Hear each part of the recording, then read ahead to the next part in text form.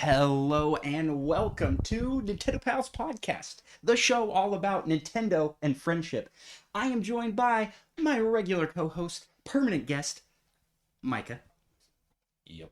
And I'm also joined by Eli from Barely a Gaming Podcast. And today we are going to be reviewing Gloomhaven. Gloomhaven, a fantastic game. What do you guys think? You ready to jump into it? Yep. Jump right in.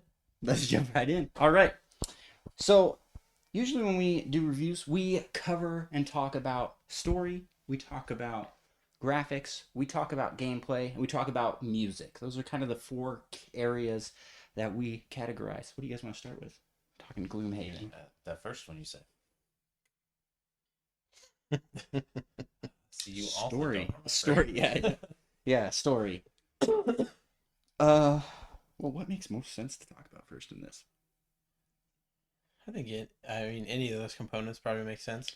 Easiest probably to talk about, maybe the music is probably the easiest. I can hear the music in my head as we talk about Gloomhaven, I think. It's pretty good. Yeah, I think it fits the theme really, really well. As someone who didn't play the board game version of it first and only played the digital version first, I definitely associate the game with the music that's played in it. I guess we should maybe take a step back and talk about Gloomhaven and what it is. So Gloomhaven, because I didn't even think to mention the board game aspect of it. Gloomhaven was originally a board game that was kickstarted. How do you say that? Kickstarted. It was kickstarted. I'm not gonna even try and guess what year it was kickstarted, but it's been around for a while, and it is the #1 rated game on Board Game Geek, which is kind of the like IMDb of board games, right? It's like the leading website authority on game ratings. And so it was a really highly rated board game, and then it was announced that they would be making a digital version of it. Now, the board game is I own the board game. You don't own the board game, right? Yeah, Jaws of the Lion. Oh, you have the Jaws of the Lion expansion. Well, even that you can kind of can you? It's like it's really top one up here if you're watching the video version of the podcast. Even that's big. But the original game is like 25 pounds. The box is massive. It's huge. And the game is a lot. It's long. It has over 100 scenarios, and you're playing with this like progressive story, and you have different heroes that will go through their whole like life, and then they'll retire and you'll pick a new hero, and you're playing through all these 100 scenarios. Anyways, you can imagine a game this big is a lot to set up. So the digital version cuts all that because it does it for you, right? It does a lot of the managing the enemies and all of that. So it works really well as a video game. Is where I was trying to go with this. But yeah, the music, fantastic. Mm-hmm. Yeah, no, just going along with what you were saying too. I can't, off the top of my head, think of a better board game to video game adaptation than Gloomhaven. Just because they went a little bit above and beyond what you see with a lot of board game to video game adaptations, where they actually added in animations and things like that. They took some time to detail what the enemies would look like and things like that. It's not just a flat adaptation, it's more of a 3D one. Yeah, and I got some advice from the guy who made the games, Isaac Newton. Child. I don't remember what his name is, but like he made suggestions essentially, so it has some like gameplay tweaks a little bit. Yeah, it's almost like a revised second better edition to Gloomhaven. Yeah, that's 100% accurate. I love how you said that, Eli, because it doesn't feel like a board game adaptation. It feels like it was a video game first, if that makes any sense. I don't know if anybody out there's played any video game versions of board games, but most of the time they're kind of just like a straight port of what the board game is, and they I wouldn't say they're low effort, but they're not as high effort as Gloomhaven is. So they did a lot to make the game a lot more approachable. So music, and like history of the game aside, the gameplay. Let's talk about the gameplay. So Gloomhaven is a complicated game, and if you look up reviews right now, I think what were you saying? All the reviews were saying a for couple reviews for the console version were that it was essentially too complicated. They didn't want to spend the time to get into it. Thing. Yeah, it's a bit complex. You are working with a deck of cards that you have put together. Your character can hold. It depends on Depends on the character. Depends on the character how many cards you can have, and you are running through your deck. And each time you have to reshuffle your deck, you basically have to pull out a card permanently. So that's kind of like what dictates the time length of the game. Each round of the game is when you run out of cards. Your character gets exhausted and you lose. Yeah, I would say one of the other tricky parts of the game is that you have top half of a card and you have bottom half of the card. And as you play, you have to choose either the top half action of a card and the bottom action of a card. So you always play two cards, a top of a card and a bottom of a card. And so sometimes it can be tricky when you're starting out. Yeah, we mix it up all the time. I think And even still, play two tops. And you realize afterwards that you can't do that. Yeah, Mm-hmm. and the game won't let you. All right, it'll be like you have to pick the top and the bottom section of that one. Yeah. I don't necessarily think that's a bad thing, though. I don't know. I think there are people that kind of fall on either side of that rule, but I just think it's another piece of the strategy. You have to go into selecting your cards. Some people find that a little bit cheap, maybe a little bit, but I just think it adds another layer of strategy. Yeah, it requires planning. It's very much an RPG where you have to manage your cards, your resources, to be able to move and attack and do other actions that are needed to complete each of the scenarios. Now, most of the scenarios vary wildly. Like I said, there's like over 100 in the base game, and I think there's DLC packs that give more scenarios. And they go from things like, oh, you have to kill everything in this room to go collect this specific item at the end of a dungeon. We had one where we had to basically do like a heist, right? Where we had to like get a thing and then get out because the security goes off and then all these things appear. Like the turrets. Oh man, that was brutal. And so it changes up a lot based off the scenarios that you're playing. And that to me is really fun. And that's like the specific game battles, but this is all connected with the overarching map and world of Gloomhaven. You are going to each of these missions from the like world map, and there's like travel to and travel back. And those are usually like a little story scenario that you have to the road events. Yeah, make a decision and see what happens. And those can change how the next battle will go. And then on top of all that, you're trying to complete objectives for your character to be able to level them up because you gain experience and your character levels up and you get more cards and more abilities. And then your character gets to a certain point when they finish their like personal mission objective. Yeah. What are those called? Personal goal. Your personal goal, that they retire and then you build a new character. And then your new character starts at whatever like your party level is. So it's really fun because you get to try out a whole bunch of different mechanics, and each of the characters plays pretty wildly differently. Yeah. Mm-hmm. My favorite character is the bard one, the soothsinger, that basically boosts and buffs the rest of the party. There's the spell weaver that is really good, is a really high damager, but especially area attacks, but also is a bit squishy. There's brawler characters, there's summoners, there's a whole bunch, and you have to do things to unlock each of the characters as you're going through as well. So yeah, I think that about covers it for gameplay. Yeah, I think so. What do you guys think of the gameplay overall? It's real good. Yeah, I think so too. Like, Really, really fun game, especially to play with other people. As you're all trying to strategize and come up with the best way to take out, certain enemies that are in a room. Not step on each other's toes and ruin each other's plans. It has fun. Yeah, it has 4-player up to 4-player multiplayer.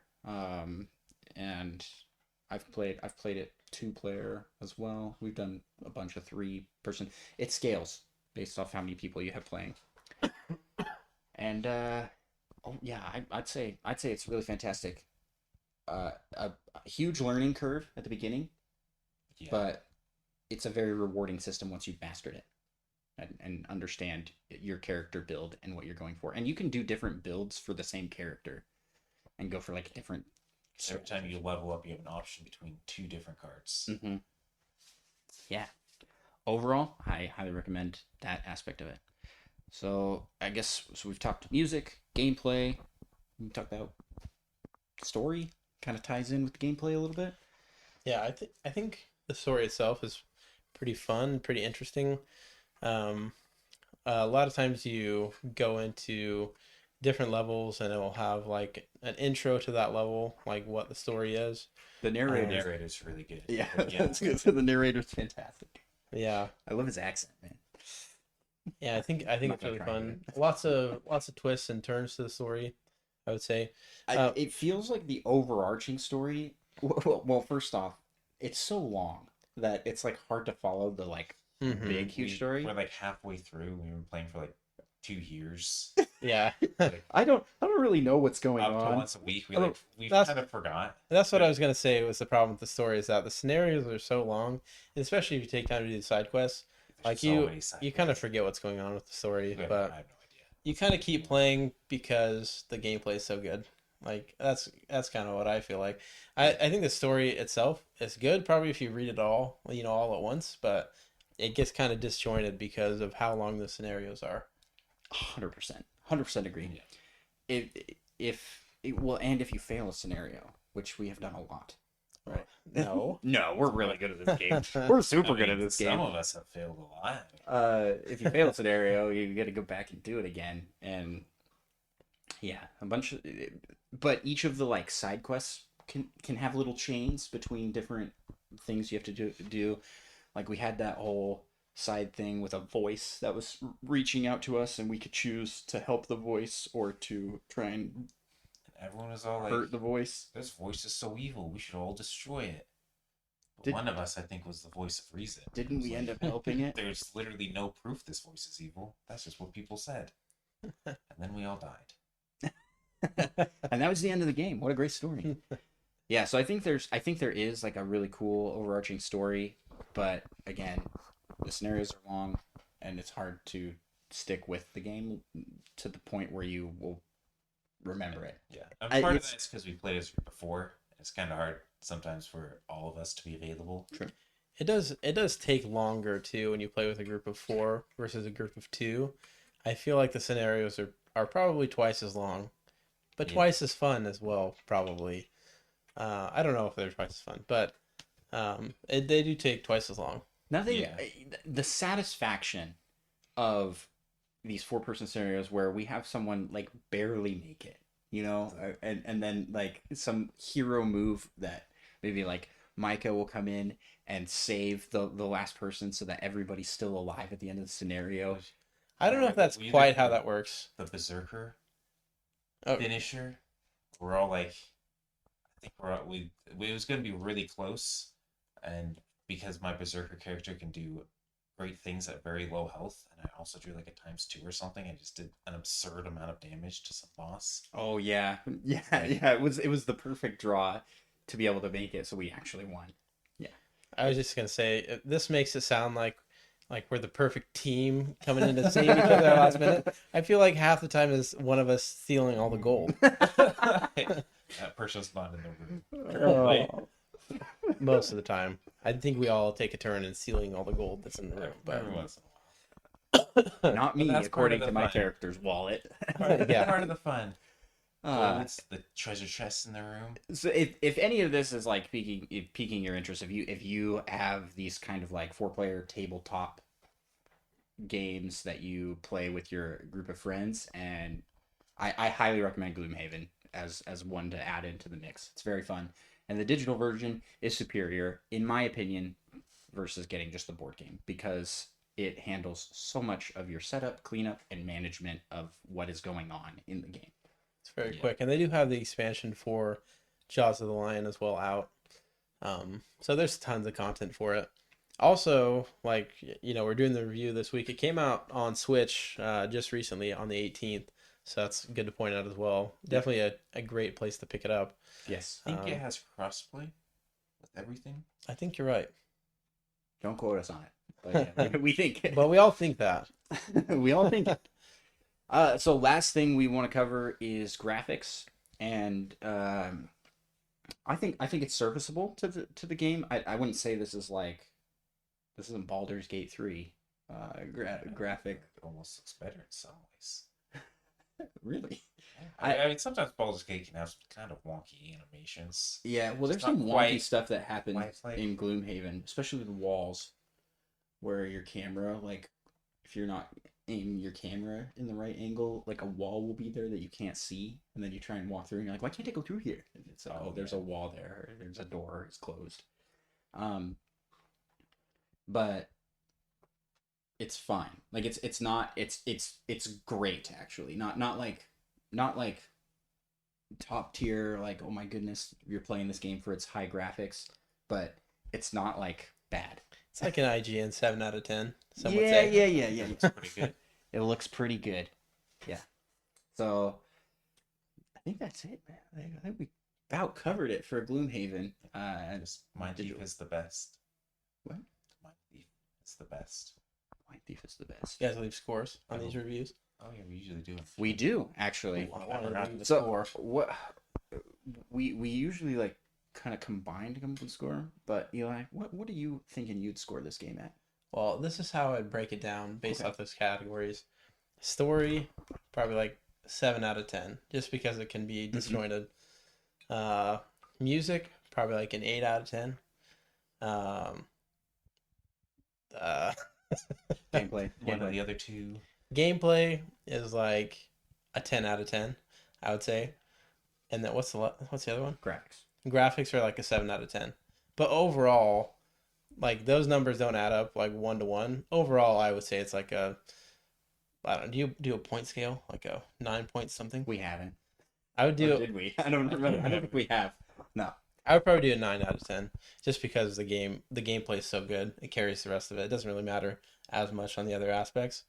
The gameplay itself is just so good. Like, definitely worth it to play with friends, especially. Like, there's not a better option that I can think of for a good tabletop experience, like with friends on the Switch.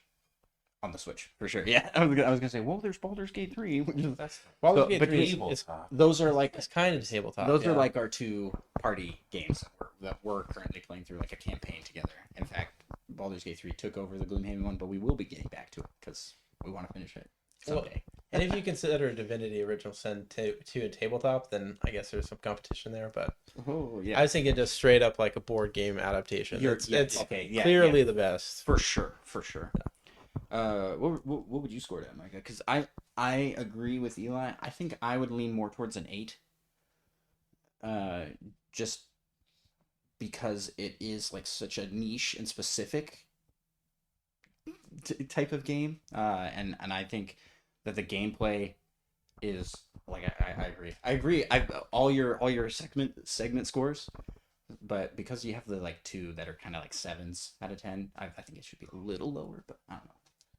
We're talking like real semantics here. It's in between. Yeah, and yeah. 9. It's tough. Yeah, it's pretty much the same. But 8.5 or 9 is kind of what I'd go for. Well, let's If just there weren't oozes, definitely a 9. Those are let's break ground here, and we're gonna give this a decimal value. Let's do an 8.5 out of 10 for Gloomhaven. That's right in the middle. Nice even. All right, nobody's happy. No, just kidding. Yeah, perfect. Just kidding. No, it's good. 8.5 out of 10 for Gloomhaven. Well, if you are listening to this on your podcast listening app of choice, and there's a comment section, leave us a comment. If you're watching this on YouTube, comment down below. What do you think of Gloomhaven? Have you tried the game? What score would you give it? And please give this video a thumbs up. like, review, all the good buttons, positive buttons. Please give them to us. Micah, where can people find you on the internet? Find me on Twitch at Micah Prime. You can find me at Andros1 on Twitch and YouTube and other places. Eli, where can people find you? You can find us at Barely AGP on Twitter. Well, X. I've been saying that. X. Oh, yeah. Let's X, just I call it suppose. Twitter. Confuse everyone. We're gonna spite Elon Musk. And we want to give a shout out to our fantastic supporters over on Patreon, patreon.com/NintendoPals, where for as little as $1 a month, you can be a part of making this magic happen. And you can be a part of our Patreon Poke Rap, which, unfortunately, since we're recording remote this week, we don't have a Patreon Poke Rap. So we'll just shout you out here. We have Nick Lanoy, Adorable Will, Monkey Thunder, Madison, aka Purple Riolu, Lava Plays, John Cummins, Third Strongest Mole, Cosmic, Little Miss 7. It's a test of our reading ability. Yeah. as well. How fast can you read? Tim A. Is that what I said last time? Yeah, I forgot the A that I said. Okay, I got Timothy confused. Off, Mr. Timothy Off, AKA Neoprime 33, AKA Nintendo Dad number 4. Seth Sturgill, aka $2 Hero, Okay. Liam, aka LPD, LPD. Ryan Reese, aka Rizzle, and then Schlimtor And we have Mute Dog the Gamer, which I skipped one. and Spider Shan, who is here right now listening. Thanks, Spider Shan. We appreciate you all. Thank you so much for your support, and we will talk to you in the next episode. Bye bye.